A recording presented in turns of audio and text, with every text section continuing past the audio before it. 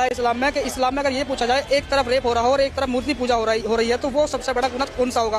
तो इस्लाम की नज़र में मूर्ति पूजा सबसे बड़ा गुनाह है, रेप नहीं है। ऐसी बातों को सुनकर के दो ही काम किया जा सकते हैं, या तो इस्लाम को डायरेक्टली गलत मान लिया जाए या फिर असल चीज की तहकीक की जाए। तो चलो हम करते हैं असल चीज की तहकीक, शिर्क। ये सच बात है कि इस्लाम में सबसे जो बड़ा गुनाह है वो शिर्क है, लेकिन इसी के साथ कुछ और चीजें हैं जो हमें समझनी होंगी। शिर्क का मामला डायरेक्ट अल्लाह रब्बुल इज्जत से होता है, यानी अगर किसी इंसान ने किसी चीज को अल्लाह रब्बुल इज्जत के बराबर समझा तो उसने शिर्क किया।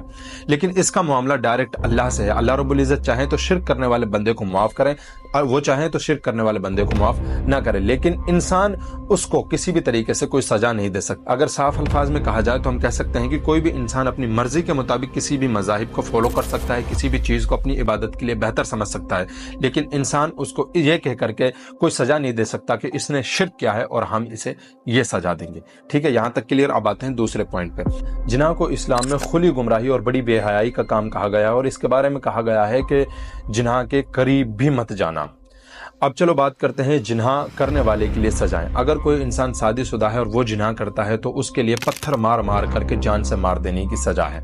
अगर कोई इंसान बिना शादीशुदा है और वो जिन्हा करता है तो उसे 100 कोड़े मारे जाएं और उसे बाहर निकाल दिया जाए। अगर कोई इंसान धमकी दे करके यानी रेप करता है तो उसके लिए इस्लाम में साफ और साफ फांसी की सजा है। जबकि ये आता है